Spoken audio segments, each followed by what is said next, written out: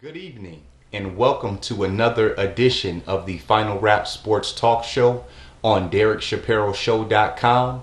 I am your host, the NFL Exporter, and I'm excited for you to be with me once again this week. Now today we're going to touch on relevant and trending topics going on in the NFL. We're going to talk some fantasy football, but first we're going to recap all of the Week 1 action from around the NFL. Things got started on Thursday night as the defending Super Bowl champions, Seattle Seahawks, beat the Green Bay Packers 36-16. This was a close one early, but in the second quarter, the Seahawks seized control and never looked back. The formula for success has not changed from last year for Seattle. Running back Marshawn Lynch racked up 110 rushing yards and 2 touchdowns on the ground. Quarterback Russell Wilson had a very efficient game with 191 passing yards and 2 touchdowns.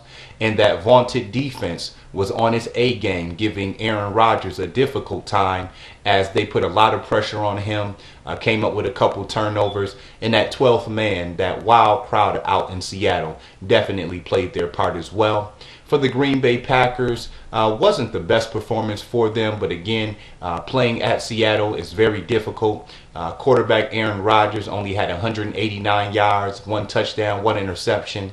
Running back Eddie Lacy really was never able to get himself going, ended with only 12 carries for 34 yards, left the game in the third quarter with a concussion. And that defense really just wore down. Didn't seem like they wanted to tackle Marshawn Lynch and just ended up being on the field a little bit too long. And so the Seattle Seahawks got off to a strong start to defend their Super Bowl title as they moved to 1-0. Now we move over to the Atlanta Falcons, who beat the New Orleans Saints on a last-second field goal by kicker Matt Ryan. This was one of the best games of the day. Everyone thought it would be a shootout, and it was certainly that. Quarterback Matt Ryan for the Falcons threw for 448 yards and 3 touchdowns. This was definitely an offensive showcase, but in the end, the Falcons proved to be a little too much. Now, I think this is something that we definitely have to watch for the Saints. We all know that Atlanta's defense certainly has some major work to do, but they definitely played well at home. But for the Saints, this seems like the problem remains the same. That offense put up 34 points, but they were unable to stop the Falcons, and this was definitely one of those ball games where whichever team had the ball last was going to win. And it ended up being the Falcons, led by Matt Ryan, who had yet another comeback victory at home. That has definitely become his signature for winning games out at the Georgia Dome. Next, we've seen the Buffalo Bills pull off a surprising upset at the Chicago Bears, 23-20 in overtime. This is a game that was pretty much even across the board, but the Bears had some costly turnovers that really cost them this game at the end. In particularly, quarterback Jay Cutler, who played pretty well, had 349 yards, 2 touchdowns, but it was his 2 interceptions that were very costly. And at the end of the day, the Bills were able to capitalize, make enough plays, and able to secure victory with a Dan Carpenter field goal in overtime. And so I know for the Bears, they certainly are looking to clean up their act. I think this is a game where they'll be able to, moving forward, understand that you cannot turn the football over, and that defense is definitely going to have to play a little bit better.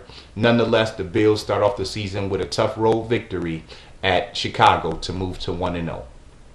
Next, we've seen the Houston Texans defeat the Washington Redskins 17-6. This was another game that was very close. There were really 2 key plays in this game. Well, actually 3 big plays in this game that really turned the tide. The Texans were able to block an extra point on the Redskins' only touchdown. The Texans also blocked a punt that they ran in for a touchdown, and wide receiver DeAndre Hopkins got loose in the secondary for a big 69-yard touchdown. Those plays were really the difference in the ball game.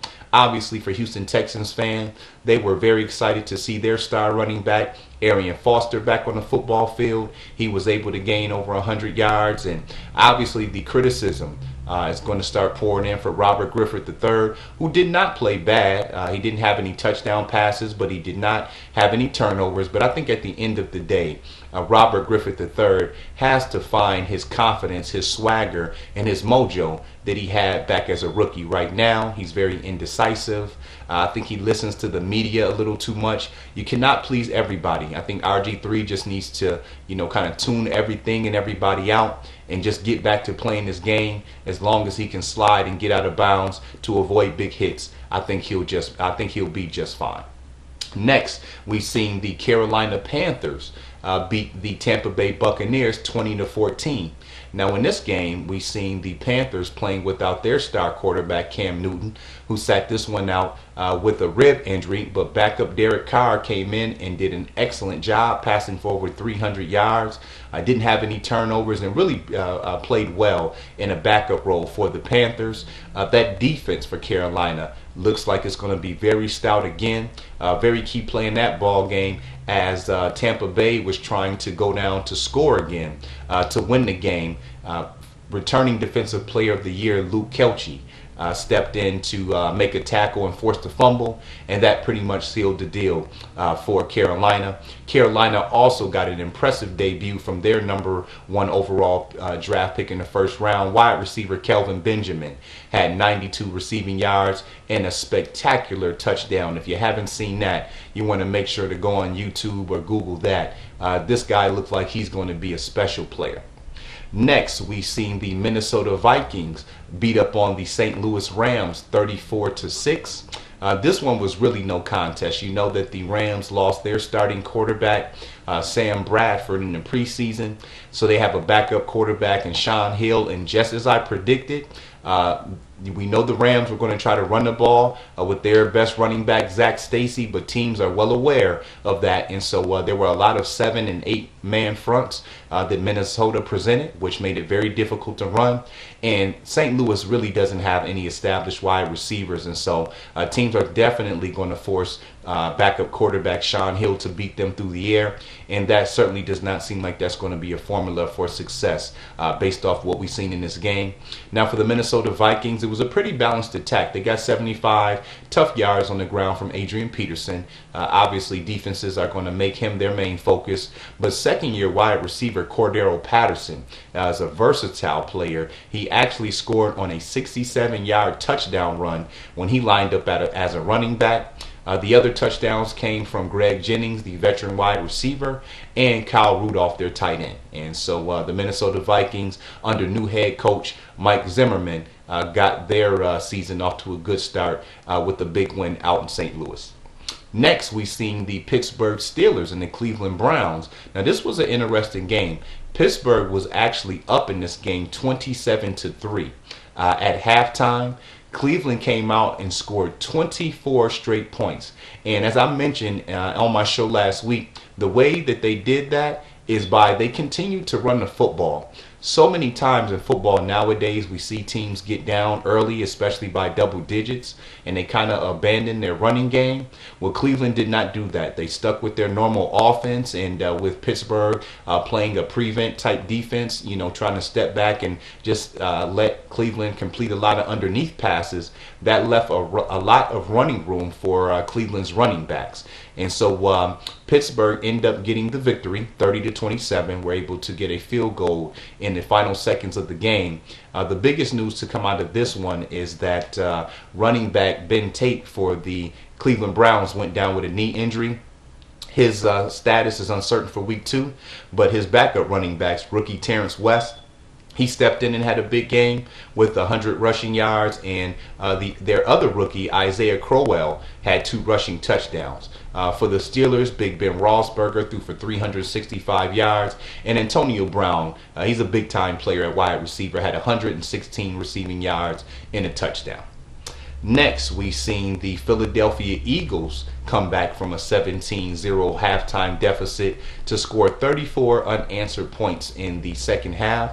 Quarterback Nick Foles got off to a real shaky start. He looked really indecisive. He was under a lot of pressure. Just didn't seem like his normal self. He even threw a interception in the end zone. But Chip Kelly's group was able to regroup at halftime, and they came out in the second half, got back to Philadelphia Eagles football, again ran off 34 straight points and was able to win this ball game 34-17.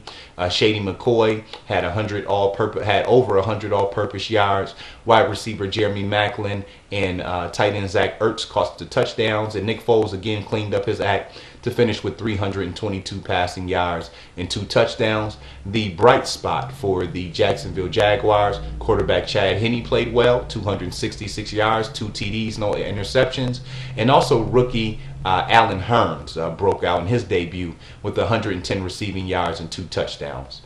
Next, we've seen the New York Jets pull out a close one, 19-14 at home over the Oakland Raiders. As we predicted last week, this was going to be a very low-scoring game. We had a rookie for the Raiders and Derek Carr. We had a second-year quarterback for the Jets and Geno Smith. So you knew that these defenses were pretty much going to give these quarterbacks a difficult time.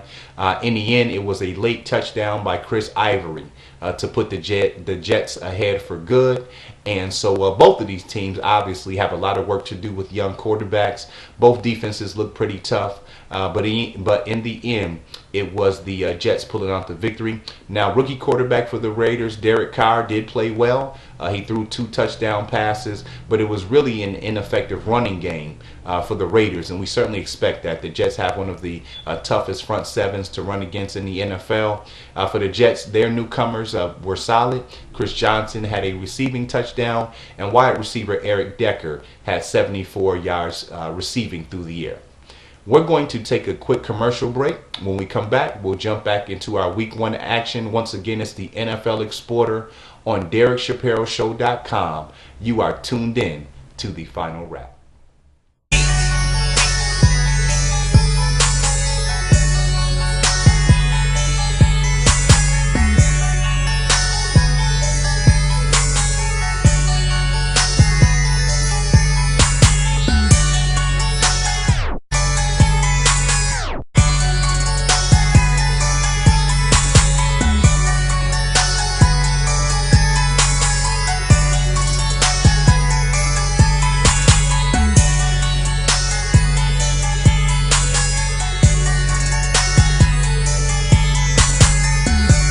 Welcome back. It's the NFL Exporter. You are now tuned in to the Final Wrap Sports Talk Show on DerekShapiroShow.com. And before we jump back into our Week 1 action, let's go ahead and hit up our social networks. You can find the Derek Shapiro Show online on Facebook. You just go to Derek Shapiro Show. You'll see a picture with Derek, as well as the classic hip-hop group, the Fugees member, Wyclef Jean. You can also find Derek on Twitter at Derek Shapiro Show, and show is spelled S-H-O. You can find myself, the NFL Exporter, on Facebook, on Twitter, on Instagram at NFL Exporter. You spell that NFLExporter. You can also hook up with me on LinkedIn under Lance Goodman, and that's the NFL Exporter. Now, I also have a YouTube channel where you can go and see all of my video clips from the various shows that I do and past work as well. I even do some exclusive segments on there. And so my YouTube channel, you would simply go to youtube.com, click on channels, and in the search engine put in NFLExporter. Now, I would love to get some feedback and hear from all of my fans and listeners out there. And so if you would like to call in and be a part of the show, that telephone number is 716-249-0552. And if you're unable to get to a phone or would prefer to reach me by email, you want to go to NFLExporter, that's NFL Exporter, at yahoo.com. All right, let's jump back into our Week 1 action. The next game that we had seen the Cincinnati Bengals get a late 77-yard touchdown from their star wide receiver, A.J. Green. This was a very close, hard-hitting game as we suspected. Early on, Cincinnati had control of the game, but really couldn't pull away because they got limited to field goals. They were up 15-0 before Baltimore made a late surge. Steve Smith, the veteran wide receiver that they brought over from the Carolina Panthers, caught a 68-yard touchdown to put Baltimore ahead 16-15. But as I mentioned, one of the best connections in the NFL, quarterback Andy Dalton found his big playmaker A.J. Green late for a 77-yard touchdown to give Cincinnati the win. This was a very big, good ball game, I should say. I certainly expect for both of these teams to fight tooth and nail to get the division title by the end of the year. But at the end of the day, the Cincinnati Bengals really played the better overall game and earned the victory to move to 1-0. Now, the big news coming out of this game, and we're going to touch on that later in our relevant and trending topics, the Ravens were without their star running back, Ray Rice, who at the time was serving a 2-game suspension. Well, now that he will no longer be there for the season, running backs Bernard Pierce and Justin Forsett are going to have to carry the workload. We're certainly going to watch the situation in Baltimore to see if they're going to continue to try to be a balanced team running the football, or if Joe Flacco is going to take the bull by the horns and try to win games by passing the football. He certainly has some better options than he had last year. Next, we have the Tennessee Titans going on the road to Kansas City and pulling out a good road victory to get their season off to a great start. We've seen quarterback Jake Locker play pretty well, had 2 TD passes, 226 yards, did not turn the ball over. The Titans really didn't get a whole lot going on the ground, but it was their defense who, when we talked about this game last week, we certainly named off a lot of players for them that play really well. We told you that the Titans have a very underrated defense, and they certainly showed improve. They held star running back for the Kansas City Chiefs, Jamal Charles, to just 19 yards running on 7 carries, and so that's something that's very unusual. The other thing that we wanted to look out for in this ball game was how Kansas City was going to fare without their number 1 wide receiver, Dwayne Bowe, who was serving a 1-game suspension due to being caught with marijuana, and it did not go well for them at all. They struggled big time. Quarterback Alex Smith had a lot of turnovers, and this was definitely a hard-hitting game that the Titans played mistake-free football, and ultimately that's what earned them the victory. So good job out there for the Tennessee Titans.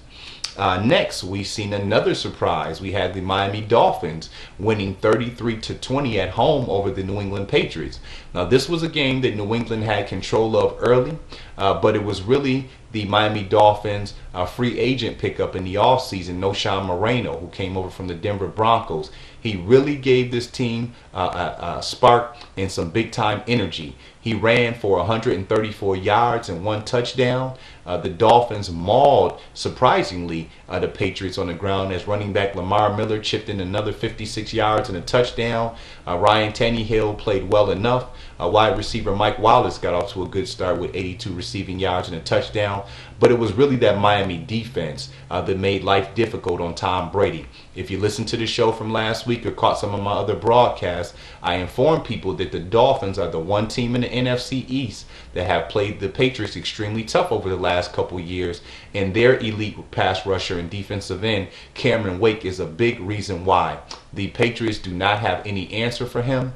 He put a lot of pressure on Tom Brady, stripping him of 2 fumbles, and that really energized that Dolphins team and gave the Dolphins some extra possessions that they were able to cash in on. For the New England Patriots, not a lot to be proud about. Quarterback Tom Brady was very upset and disappointed in his team's performance after the football game, especially on the offensive side of the football. For the Patriots and their fans, we definitely were happy to see tight end Rob Gronkowski back on the football field. He did catch a touchdown. Right now he's in limited action trying to work his way back up to full strength, which should only take another couple weeks. The Patriots defense played fairly well, but again, those turnovers allowed for that Patriots defense to be on the field a lot more than what was expected, and in the end, they wore down. So the Dolphins get an early start on the division, moving to 1-0. Next, we've seen the San Francisco 49ers pull off an impressive victory out in Dallas, 28-17. This game was over really before it even started. 3 plays into the game, running back for the Cowboys, DeMarco Murray, fumbled the football that San Francisco ran in for a touchdown. On the next possession, quarterback Tony Romo threw an interception. that resulted in another touchdown for San Francisco. And then quarterback Tony Romo came back and threw another interception that resulted in a touchdown for San Francisco. So before you even knew it, San Francisco was up in this game 21-3. The Cowboys also had another turnover by quarterback Tony Romo in the first half. And so when you have 4 turnovers in the first half of a football game, obviously that's not the recipe that's going to win football games. And then also some bad play calling. Dallas has one of the premier running backs in the NFL, and DeMarco Murray. They had 2 different possessions where they were first and goal from about the 1 or 2 yard line. Instead of running the football, they decided to pass and only came away with 3 points. One was a field goal. On the other possession, Romo threw an interception. So the 49ers did a solid job. I think they heard everybody saying, myself included, that they were not the same defense as we were accustomed to seeing, and so they definitely came into Dallas with a chip on their shoulder and played big time physical defense, knocking Dez Bryant out the game for a little while. I think that he became intimidated. And then on the offensive side of the football, quarterback Colin Kaepernick was very efficient. 203 passing yards, 2 TDs, and just moved the change, not any turnovers. Didn't need to really do too much. The 49ers got over 100 yards rushing between their couple running backs, Frank Gore and rookie Carlos Hyde, and got a lot of big third down conversions from their possession receiver, Anquan Bolden, who finished with 99 yards.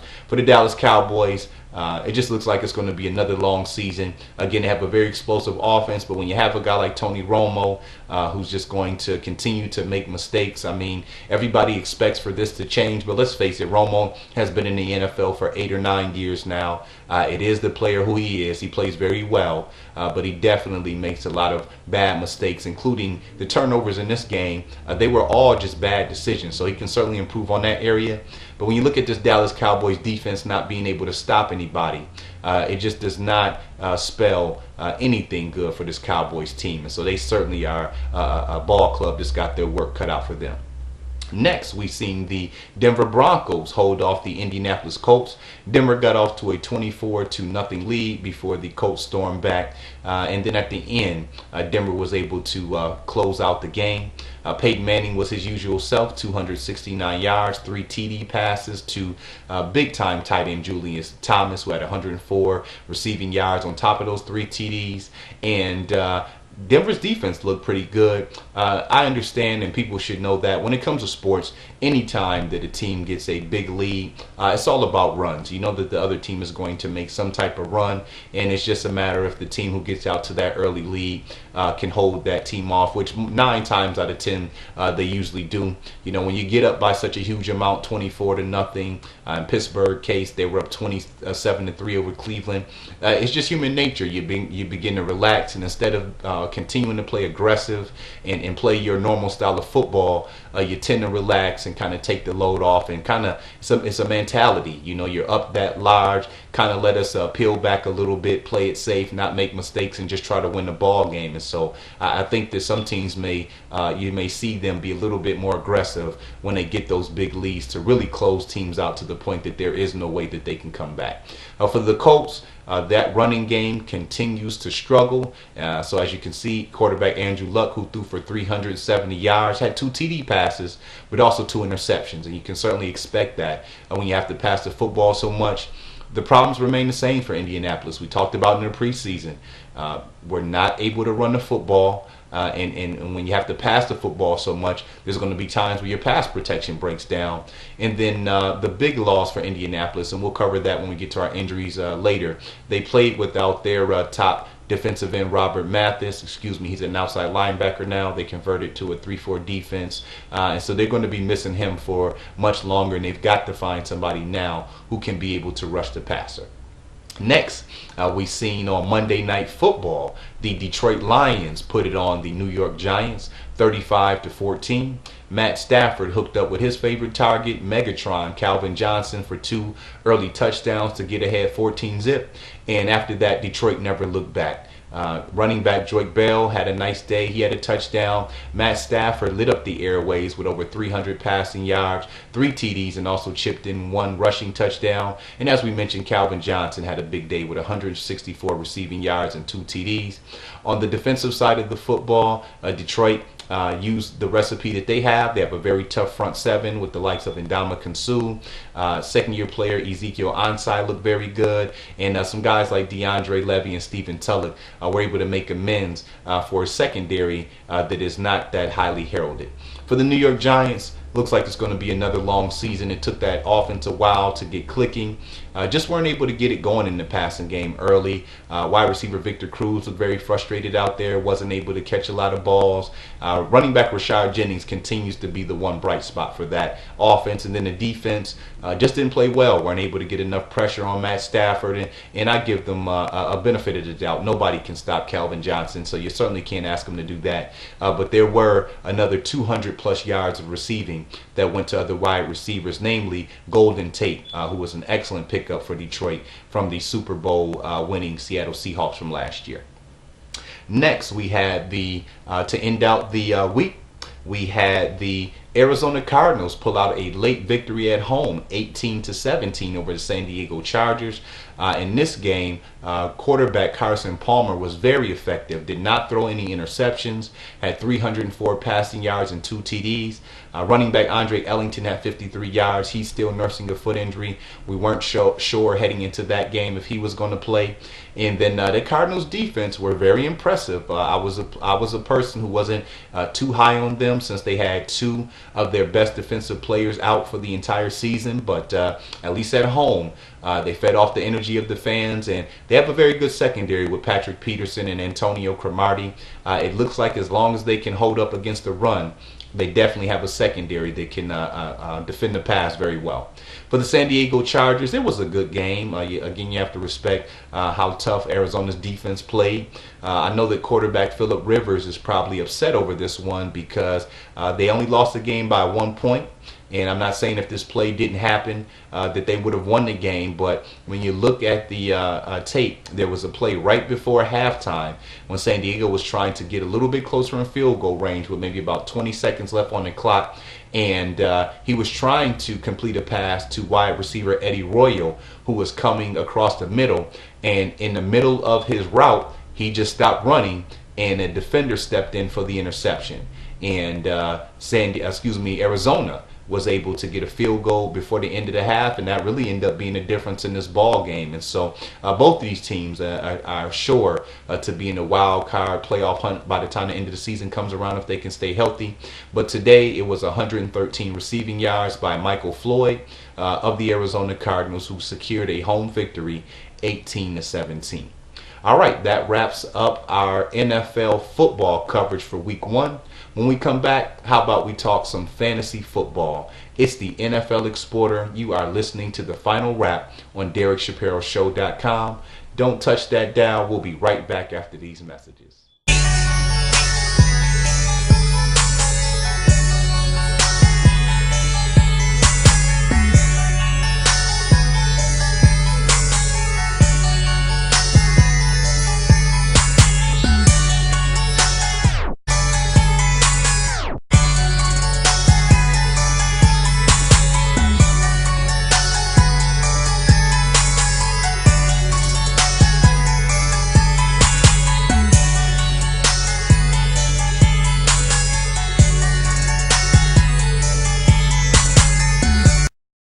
Thank you for returning to the Final Wrap Sports Talk Show on DerekShapiroShow.com. Once again, I'm your host, the NFL Exporter. And now let's turn our attention to some fantasy football. For the first week of NFL action, we definitely had some guys put up the big numbers. At the quarterback position, coming in at number 1, who was the number 1 overall scorer for fantasy football as a whole, was the Falcons quarterback Matt Ryan with 30 points. Next, it was the quarterback for the Detroit Lions, Matt Stafford, with 29 points. Andrew Luck of the Indianapolis Colts had 25. Peyton Manning of the Denver Broncos had 22. And Carson Palmer of the Arizona Cardinals had 20.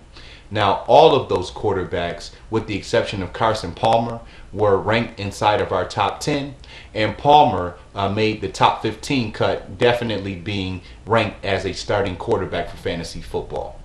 Next, we had some guys who had some really strong outings. We had Jake Locker, surprisingly, of the Tennessee Titans with 19 points. Derek Anderson, again, played a great game for the Carolina Panthers in a backup role for Cam Newton. He had 18 points. How about Andy Dalton? Put up 18 points against a very tough Baltimore Ravens defense. We had Jay Cutler, Colin Kaepernick, and Russell Wilson all chip in 17 points. And then Ben Roethlisberger and Chad Henne of the Jacksonville Jaguars both had 16 points. Some quarterbacks notable who had subpar performances.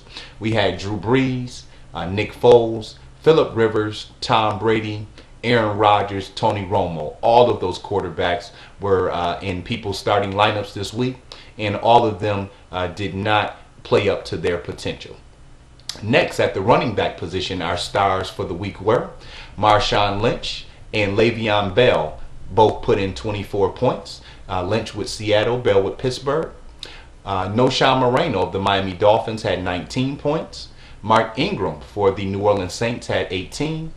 DeMarco Murray, running back for the Dallas Cowboys, had 17.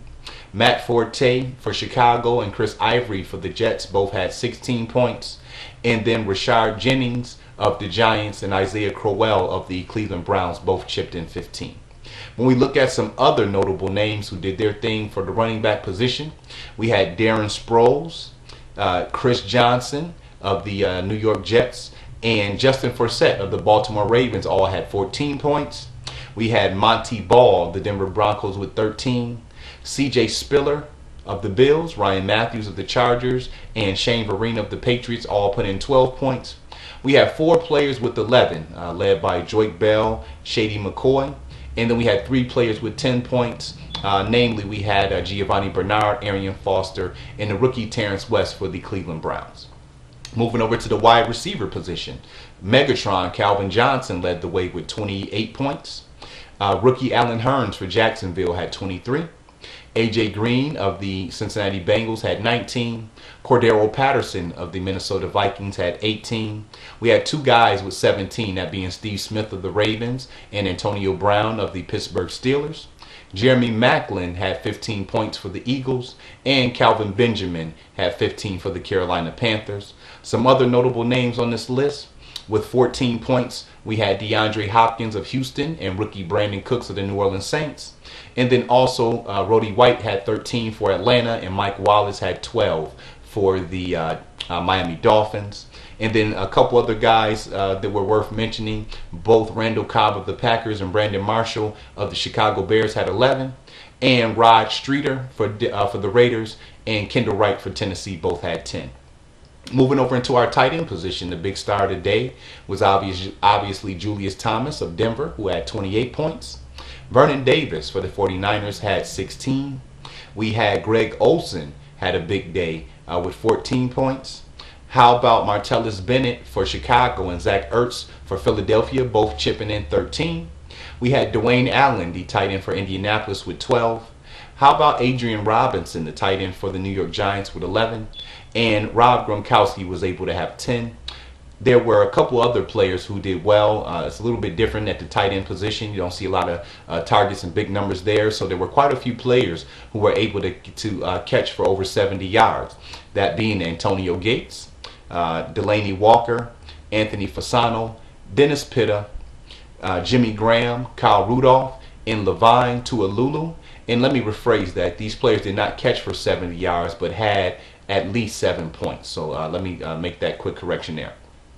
Taking it over to our defense and special teams, the Houston Texans led the way with 20 points. Minnesota Vikings had 19. San Francisco 49ers 17. The Titans 15. The Eagles 14. The Panthers defense put in 12. The Lions, Dolphins, and Seahawks defenses all respectively had 10 points. And then when we look at our kickers, and remember in the preseason, I told you how valuable a kicker could be to your ball club. How about Matt Bryant of the Atlanta Falcons putting in 18 big points? We had Mike Nugent for Cincinnati put in 16. Ryan Suckup of the Kansas City Chiefs, he also had 16 points. Caleb Sturgis, the kicker for Miami, had 15. Sean Swisham of Pittsburgh, Dan Carpenter of Buffalo, and Blair Walsh of the Minnesota Vikings all had 13 points. We had Shane Graham for New Orleans. We had Parker, the kicker for Philadelphia. Cody Parker is his name. And both of those guys had 12 points, there. And then also rounding out the field goal kickers, we had Steven Gostkowski of the New England Patriots and also Steven Hauschka of the Seattle Seahawks. Both had 10 points. And so our game balls go out to our top fantasy football performers of the week. That was Matt Ryan at quarterback, Marshawn Lynch and Le'Veon Bell at the running back position, Calvin Johnson and Allen Hurns at the wide receiver position, Julius Thomas at tight end, the Texans defense, and Matt Bryant as our kicker. Now also for fantasy football, one of the main things to building a championship caliber team is taking advantage of the free agent wire, meaning players who did not get drafted, they're available for teams to pick up in between weeks. And so in most leagues, Wednesday is the official day. After the games complete on Monday, it gives everybody a chance to regroup, get the full injury reports, and then starting on Wednesday, you're available to pick up players. And so if you happen to lose in your fantasy football week this league, don't feel too bad because you get first dibs on the free agent wire. And we've certainly seen in the past couple seasons, in 2012, Alfred Morris, 2013, Julius Thomas for the Denver Broncos, Morris is the running back for the Redskins. Both of those guys, respectively, in the last 2 years were picked up after week 1 off the waiver wire and became bona fide starters on people's fantasy football team. So let's go ahead and take a look at the players who may be available in your leagues and you certainly want to get on your ball team. Quarterback position, if you need some help at the quarterback position or you need a good backups quarterback for a security blanket in case your quarterback gets injured or has a tough matchup, we're certainly talking about Russell Wilson for the Seattle Seahawks, Joe Flacco of the Baltimore Ravens, and Ben Roethlisberger of the Pittsburgh Steelers. Now, those guys may not be available in a lot of leagues, but certainly if you see their names, you want to grab those guys up quickly because the quarterback position does not have a ton of depth, and there's nothing that could happen worse to you than seeing your starting quarterback go down and you get stuck having to pick up a quarterback who's not that good. At the running back position, definitely got some nice names for you. Sean Moreno of the Miami Dolphins, Mark Ingram of the New Orleans Saints. Both of those guys are capable of coming onto your team and starting immediately.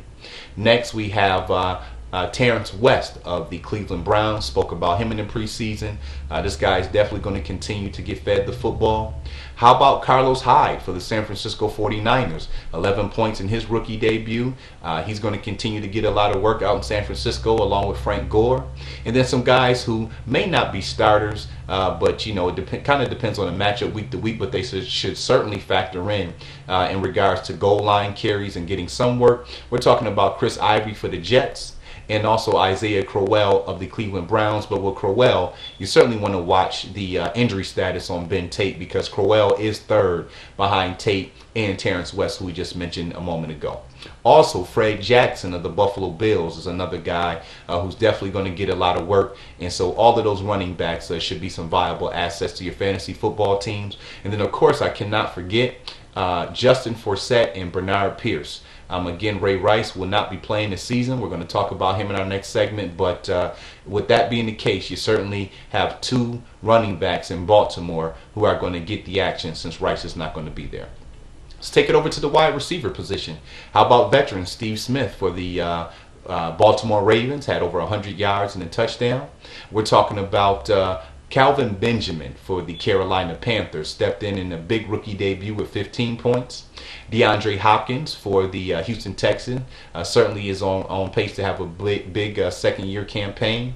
Another rookie, Brandon Cooks for the New Orleans Saints. Definitely is going to get a lot of targets. If you can get your hands on Cooks, this is going to be a very good pickup for your fantasy football team. Let's go with some veterans with Greg Jennings out in Minnesota. He's going to definitely get a lot of targets. And Anquan Bolden for the San Francisco 49ers continues to impress. And then you also have some youngsters in Brian Quick out in St. Louis. I don't think that he'll be a guy that you want to start week to week, but he's certainly making a case for himself as their #1 wide receiver. And then also Terrence Williams of the Dallas Cowboys plays opposite Dez Bryant, should be able to take advantage of a lot of single coverage. And then also another guy to keep in mind is Devin Hester for the Atlanta Falcons. I just told you that Matt Ryan threw for over 400 yards. That is definitely going to be the way that Atlanta is going to win ball games, is by passing. I know that Julio Jones and Roddy White get a lot of the work, but Devin Hester playing in the slot position could be a nice pickup for your fantasy football team. And then also, I apologize, one other guy, the list was kind of long here for the wide receivers. Guys keep slipping through on me. How about Andrew Hawkins of the Cincinnati Bengals? Came out, had 11 targets, 8 catches for 87 yards. I think he's a guy who will continue to be a very effective weapon for Cleveland working that slot position. Now let's move over to, we have 4 tight ends. We mentioned Zach Ertz of the Philadelphia Eagles. He had 13 points. He's definitely the guy who's going to get the targets out in Philadelphia. How about Delaney Walker for Tennessee Titans? I don't expect a lot of yardage out of him, but quarterback Jake Locker is going to do a lot of checking down, and Walker is definitely a threat to score in the red zone. We're talking about Jared Cook for the St. Louis Rams. They have a backup quarterback over there who obviously is going to be trying to get the ball out of his hands as quickly as possible. And Cook definitely has some good speed. He should be a viable target in the red zone. And then again, Levine Tualolu for the Atlanta Falcons. Another guy who I don't expect to get a ton of yards, but should certainly be a big-time threat in the red zone. When we're talking about our kickers this week, we got some good names for you if they're available. How about Matt Bryant for the Atlanta Falcons, Mike Nugent for the Cincinnati Bengals, Ryan Suckup for the Kansas City Chiefs. All of those guys should be able to net you some nice points throughout the course of the season. And then Caleb Sturgis for Miami and Dan Carpenter for Buffalo. Both of those teams should end up kicking a lot of field goals as well. And then if you're looking for some tough defenses, even if it's just a stick-in for this week, I've got 3 good teams for you. How about the Miami Dolphins? They're playing second-year quarterback E.J. Manuel. You've seen the damage that they did to Tom Brady in that offense. How about the Houston Texans taking on rookie quarterback Derek Carr of the Oakland Raiders? And then also the Tennessee Titans are playing the Dallas Cowboys. And you know that Tony Romo is good for a couple of turnovers, so those could be some viable options for your fantasy teams there. All right, we're going to go ahead and take another commercial break. When we return, we'll wrap up our show by talking about trending and relevant topics that are going on around the NFL right now. Once again, it's the NFL Exporter. You're listening to DerekShapiroShow.com, and this is the Final Wrap.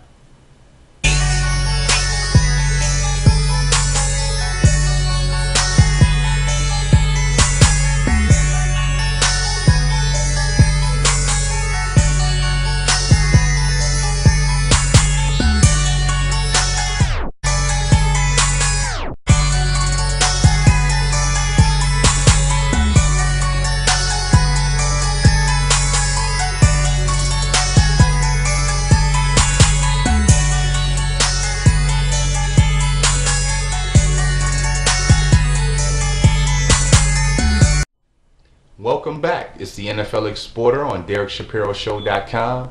You are now tuned in to the Final Wrap Sports Talk Show. And once again, we just want to drop our social network dimes and also make sure you know how to connect with us if you would like to be on the show. In order to find myself, you can go to Facebook, you can go to Twitter, you can go to Instagram. That's NFL Exporter. That's NFLExporter. If you're a business professional, please do network and connect with me on LinkedIn. You can find me under Lance Goodman, aka the NFL Exporter. And then if you happen to miss the show and you're not able to catch it on the archives, you can certainly go to my YouTube channel to see this show and all of my weekly broadcasts. You just go to youtube.com, click on channels, and then put in NFLExporter. That spells NFL Exporter, and it will bring up all of the great work that I've done thus far early in the NFL season. And then for Derek Shapiro Show, you want to find Derek on Facebook at Derek Shapiro Show. There will be a picture of Derek next to Wyclef John, the former member of the classic hip hop group The Fugees. And you can also connect with Derek on LinkedIn at Derek Shapiro, and also on Twitter at Derek Shapiro Show, and show is spelled SHO. And then to be a part of the show, which I am desperately looking for you to do. And when I say desperately, I just mean that I love to hear from my fans. I love to get interaction and feedback. If you have a comment that you want to leave, if there's something you would like for me to talk about, if you have a question, if you need advice or help with your fantasy football teams, please call our call-in number to the show, which is 716-249-0552. You can also hit me up at NFLExporter. That's NFLExporter at yahoo.com.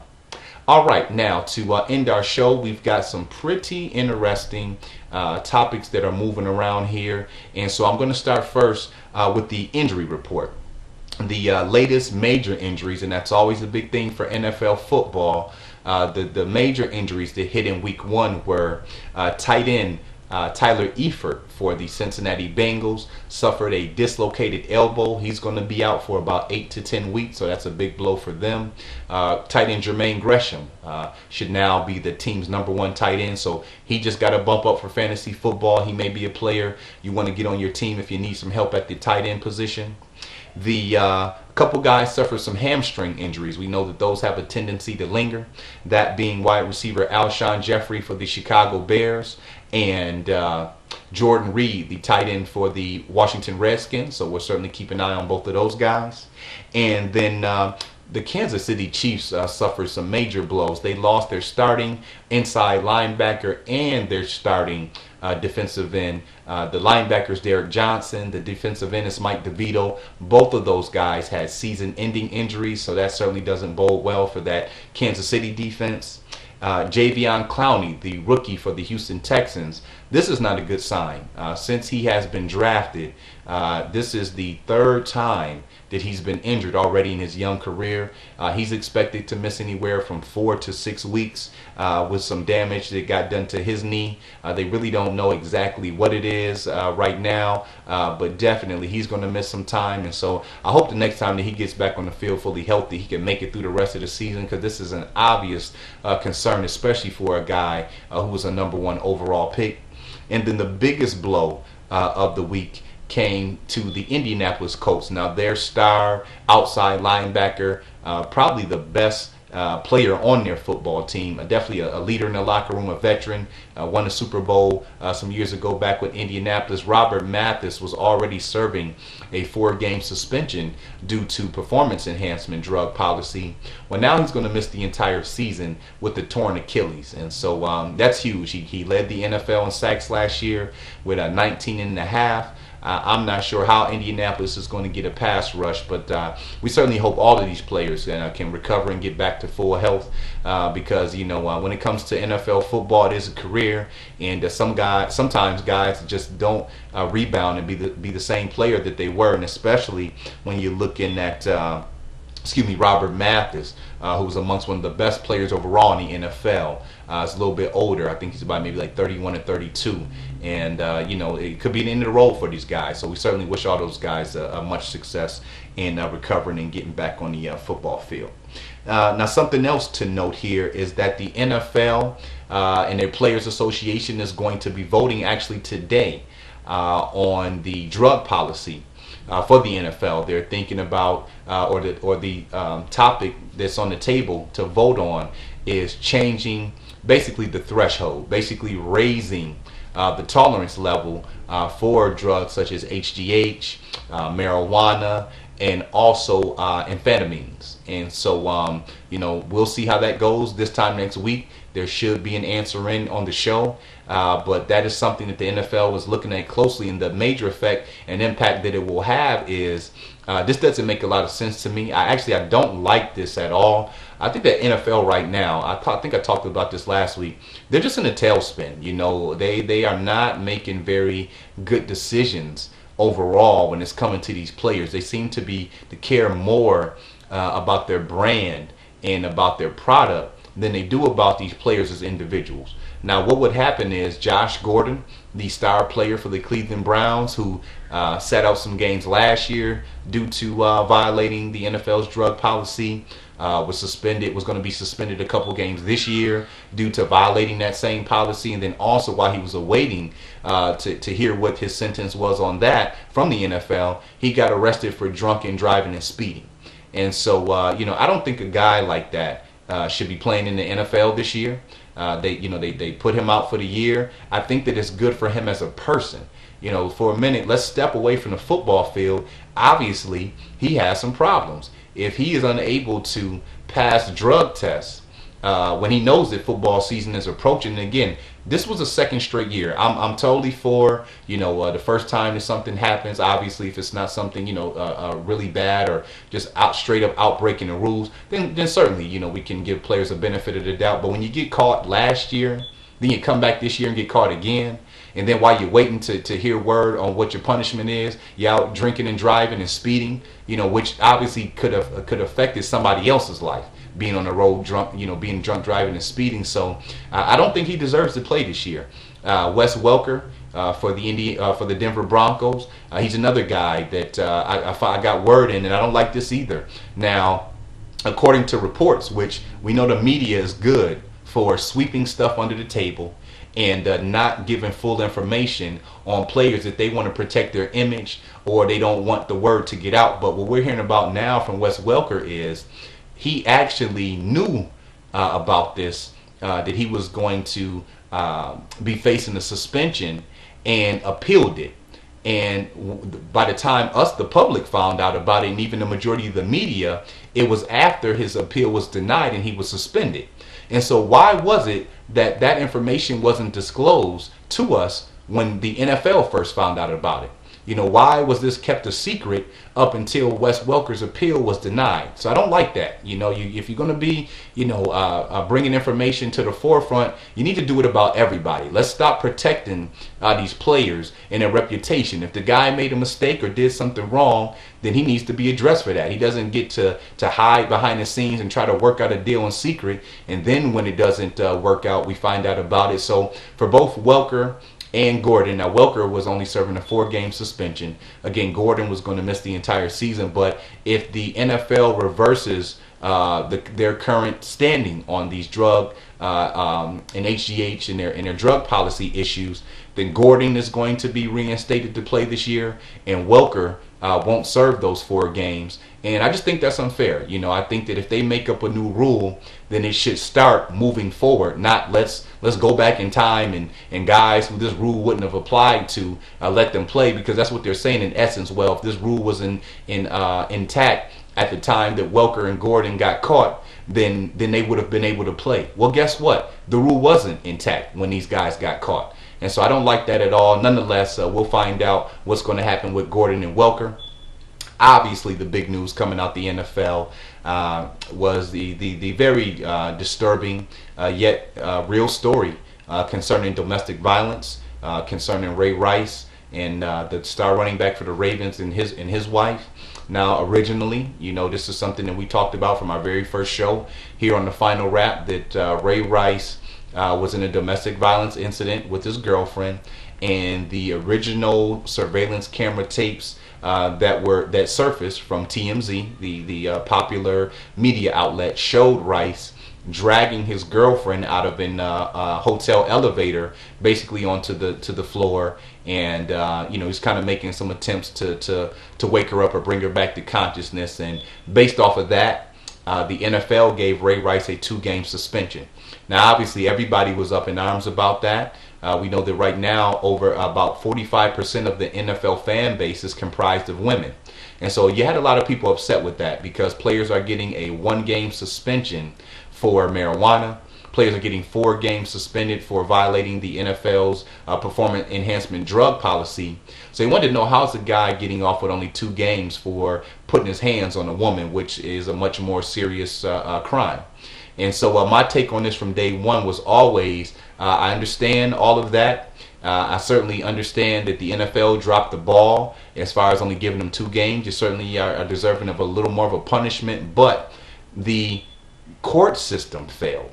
See, so many times everybody wants to look at, well, the NBA or the NFL or Major League Baseball failed. No, the court system failed. We all know that these celebrities, these athletes, people who have money, people who are in powerful positions, they get off the hook and they are not properly charged as a person, a normal civilian walking around in the street. Let's just face the facts. That is the reality of the world and the country that we live in. If the guy walking down the street or catching a bus or working at Walgreens or even working at a successful business, if he gets caught in a domestic violence situation, if he's doing some of the things that these stars have been doing, the Lindsay Lohans of the world, I know CeeLo Green, some of these other people are doing stuff that would cost the average person on the street big time trouble.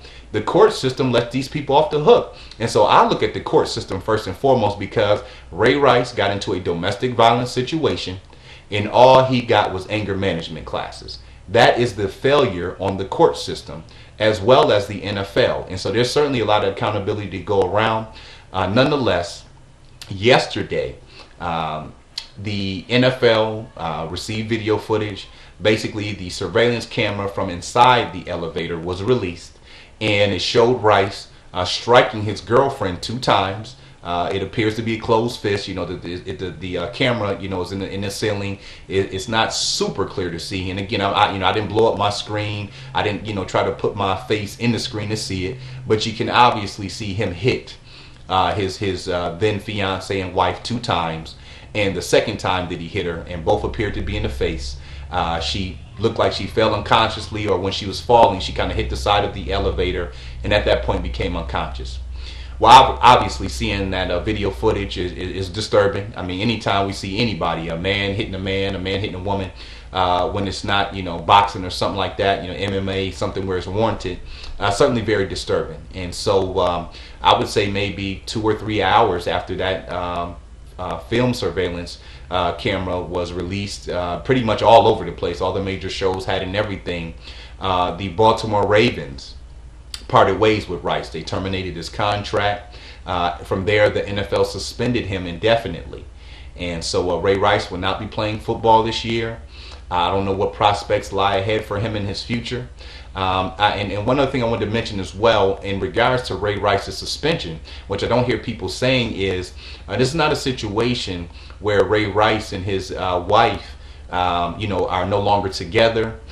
They both went in, Ray Rice and his wife, and spoke to Commissioner Roger Goodell and agreed to be the face of maybe domestic violence, and really wanted to step up and be instrumental in educating people about domestic violence. And so I think that kind of played into that 2-game suspension, that it wasn't Ray going in by himself and his wife was pressing charges. His wife has been standing by his side the entire time, and when they both went in and talked to Roger Goodell, I think that Goodell, being a person, probably understanding what goes on, and we weren't in that room, so you don't know what they said to Commissioner Goodell, but it seems that there was an understanding. And to my knowledge, again, I always say Ray Rice had a clean slate. I don't know that Ray Rice got in any other trouble since he had been in the NFL. I know he was a guy who did a lot of charity work, was a good, clean, reputable guy in the community in Baltimore, and so I think there were some certain things that went into that. Nonetheless,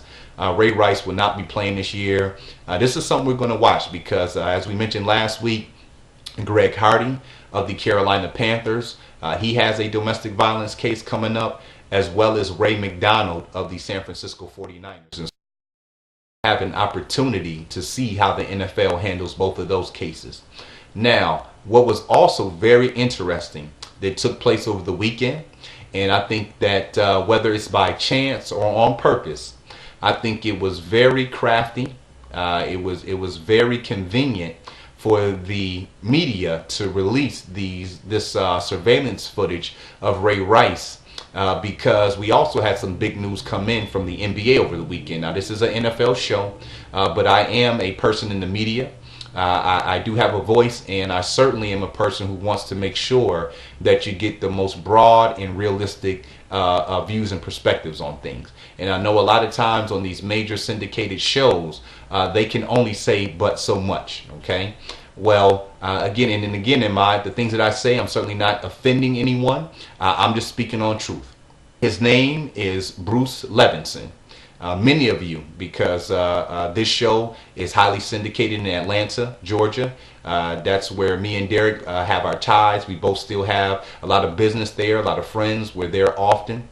So this is something that's close to home. But the Atlanta Hawks controlling owner, Bruce Levinson, he sent a racist email to the Hawks president, Danny Ferry, back in 2012. And so Levinson came out and basically is resigning. He is selling, giving up his major ownership control of the Atlanta Hawks, and so that franchise is going to be up for sale. And the reason that he is doing that is because in his email to Hawks president Danny Ferry, he referenced things such as hip hop versus country music, white people versus black people, the Atlanta Hawk cheerleaders.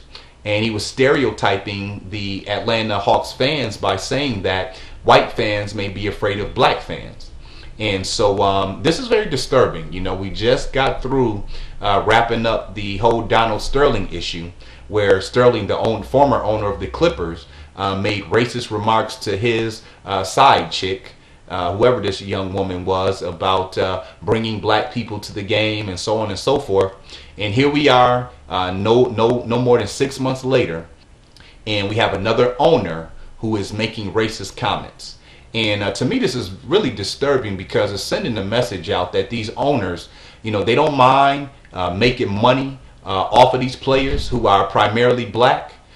They don't mind making money off of these fans who, a lot of them are black.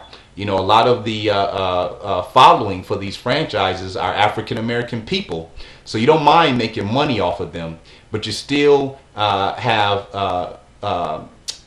bad feelings or ill will, or you have a bad mindset and you're being racist. And I think that's very disturbing, especially in a place in Atlanta where there is a 62% African American population in Atlanta, Georgia. The entertainment industry, hip hop music, movies, black people, African Americans in Atlanta, Georgia are doing very well for themselves and make that city very wealthy. And not all of them, but I'm saying this is a major part of African American revenue that really makes that city go.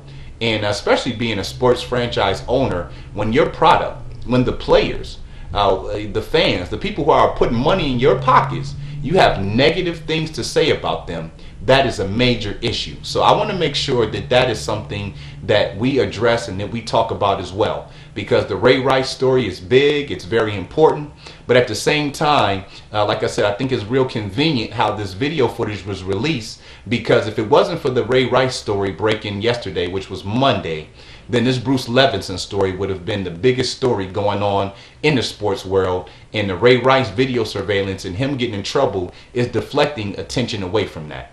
And so let's make sure that you go online. If you haven't heard about it already, make sure you check into that, because that's very disturbing. This is the second time that an NBA owner in less than 6 months is making racist comments about basically the people who are putting money in his pocket. All right, so let's take that with you. Once again, that's going to wrap up another great show here for the NFL Exporter. You are tuned into the final wrap. You want to make sure to join us each and every Tuesday night at 7 o'clock right here on DerekShapiroShow.com.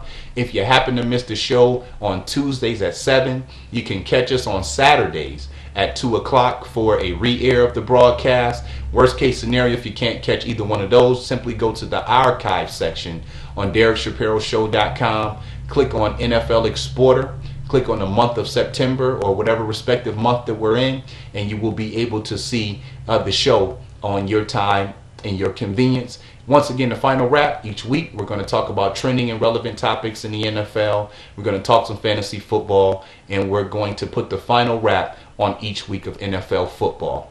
Everybody have a safe week. Enjoy the big games coming up, and I look forward to seeing you same time here next week, 7 p.m. DerekShapiroShow.com.